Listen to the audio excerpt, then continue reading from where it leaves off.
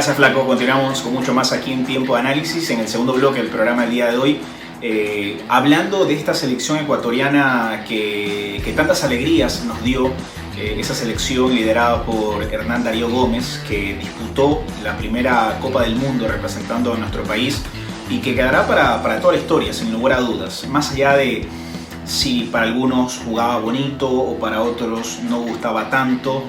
Es una selección muy especial porque nos permitió soñar, nos permitió vivir algo que antes no lo habíamos vivido. Y sin lugar a dudas va a estar en las páginas doradas del fútbol ecuatoriano.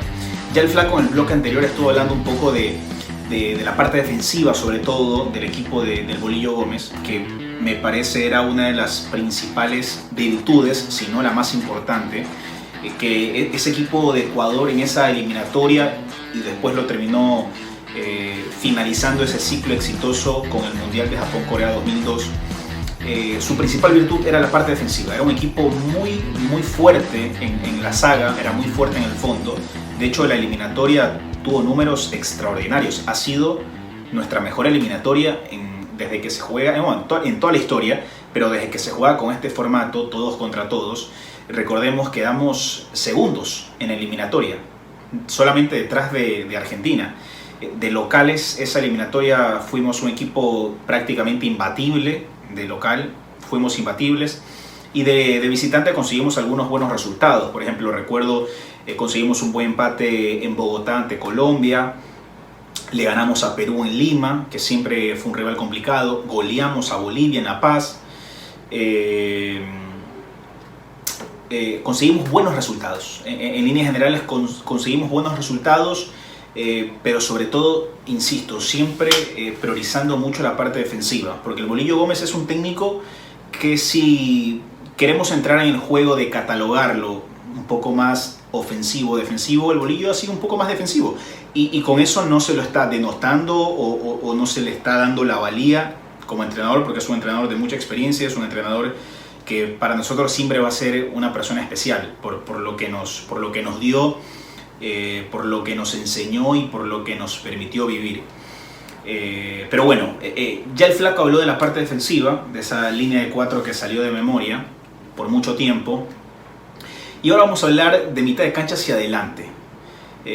¿Cómo era ese equipo de Ecuador de los 2000, 2001, 2002, 2003 hasta el 2004 más o menos? Era un equipo de mitad de cancha hacia adelante, un equipo que tenía muchas variantes. El Bolillo casi nunca cambió el 4-4-2, ese era su esquema madre, era casi que innegociable. A veces lo que Alfonso Obregón, siempre estaban cambiando el acompañante de Edwin Tenorio, que él era el titular indiscutido y era uno de los hombres de confianza del Bolillo Gómez. Después estaban por las bandas Clever y Manuel Chalá. Estaba apareciendo Edison Méndez, muy joven Edison Méndez, estaba haciendo sus primeros partidos en selección mayor. De hecho, recuerdo ese gol que convirtió en Lima ante Perú por las eliminatorias, y de ahí comenzó a ganarse el puesto con mucha confianza, y después lo termina refrendando en el Mundial, inclusive marcando ese gol histórico ante Croacia, que fue nuestra primera victoria en una Copa del Mundo. Y adelante eran dos delanteros, el Team Delgado, y al comienzo del proceso del Bolillo estuvo cambiando mucho. Habían varias opciones, pero quien se terminó consolidando y quien terminaron armando una buena sociedad en ataque fue esa dupla, Jaime Iván Caviedes y Agustín Delgado. Después estaba Cuchillo Fernández, estaba Nicolás Giovanni Asensio, en buen nivel en Barcelona en ese momento, un jovencito Carlos Tenorio también, pero la dupla que tuvo más minutos y que mejores resultados dio fue esa dupla en ataque, Jaime Iván Caviedes y Agustín Delgado. Aparte que eran muy complementarios, porque Caviedes, a mi criterio muy personal, no sé si muchos vayan a coincidir o no, pero de lo que yo he visto, Caviedes ha sido el jugador ecuatoriano más talentoso que he visto hasta el día de hoy. Más talentoso. Talento puro, No estoy diciendo que haya sido el jugador más profesional o el jugador que más títulos haya conseguido o el que mejor nos ha representado a nivel internacional. No, que se entienda bien, el jugador más talentoso que yo he visto. Hasta el día de hoy no he visto otro jugador más talentoso que Jaime Bancavides. Tenía una calidad que no es muy común del futbolista ecuatoriano. Y más aún para esa época. Era un jugador que por su calidad irrumpió y se terminó ganando el puesto en el equipo. Entonces era una dupla de ataque complementaria. Estaba el punta a punta, el goleador, el 9, el ariete, Agustín Delgado. Muy 9, prototipo 9 de área, de tirarle centros, de que él gane por arriba, de luchar con los centrales, no salir mucho del área, porque Agustín no salía mucho del área. Y Jaime Bancavides era el que se tiraba un poco más atrás, era el que se tiraba hacia las bandas, a veces bajaba a pedir la pelota para tratar de sacarse marcas de encima y juntarse con Agustín Delgado. De hecho, recuerden ese gol frente a Brasil en Quito por eliminatorias, una jugada maradoniana de Jaime Bancavides que se saca a todo el mundo y al final mete el pase cruzado y el Team Delgado la termina empujando en zona de 9 donde siempre estaba el Team, porque el Team tenía eso del olfato goleador y siempre estaba dentro del área. Entonces ese era el equipo, esos eran los hombres, esos eran los nombres que por muchos años jugaron en selección ecuatoriana de fútbol. Un equipo bastante compacto, un equipo fuerte, un equipo que tenía la idea clara de juego. O sea, esa selección ecuatoriana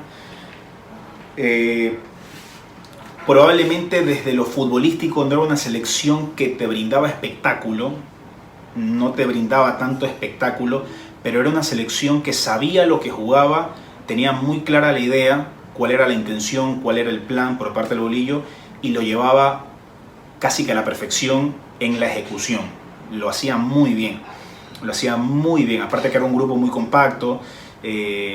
Como lo decía, más allá de que a veces entraba Asensio, el Cuchillo Fernández o Carlos Tenorio o alguno más, el equipo era el mismo, o sea, las convocatorias casi que no cambiaban, casi que no variaban. Entonces, el Bolillo siempre fue así, fue un técnico que le gustó siempre manejarse en un grupo de 30, 35 jugadores y no mucho más. Entonces, era una selección que nos mostró muchas cosas, era una selección que nos permitió vivir algo que antes no habíamos vivido y que, como lo dije al comienzo, siempre va a tener un espacio muy, muy especial en la retina de todos, porque fue una selección que realmente marcó muchas diferencias en ese entonces, aparte ya venía con un trabajo de años atrás también, con Pacho Maturana, el profe Draskovic también, que había tenido algunos de estos jugadores que después van a la selección mayor, pero fue una selección que priorizaba siempre defenderse bien. O sea, era un equipo que se defendía bien, no generaba tantas acciones de peligro por partido, no era un equipo que te generaba 5, 6, 7 ocasiones de peligro por partido.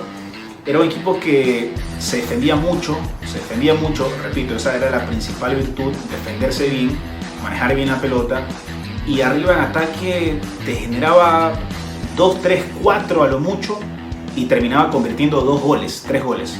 Era un equipo muy contundente, era un equipo muy, muy efectivo, muy preciso, y ahí siempre resaltó la figura de Agustín Delgado, porque el team, al menos esos años, despuntó y terminó siendo el goleador de la eliminatoria, justamente. Terminó siendo goleador de la eliminatoria y con sus goles, pues Ecuador terminó llegando a la Copa del Mundo. Así que un equipo que seguramente les habrá traído muchos recuerdos, porque es un equipo que nos marcó mucho y que va a quedar en la historia del fútbol ecuatoriano. Señores, nos estamos yendo, y por supuesto con la invitación de que estén pendientes de toda la programación del canal del fútbol en TV Cable y también en todas las plataformas YouTube, Facebook, Instagram del canal del fútbol. Así que nuevamente también con el mensaje de que se queden en sus casas, de que resistan, de que aguanten un poco más. Esperemos que ya salgamos de a poco de toda esta situación y disfruten el tiempo en familia en la medida de lo posible y como puedan. Así que será hasta cualquier otro momento. Un abrazo para todos.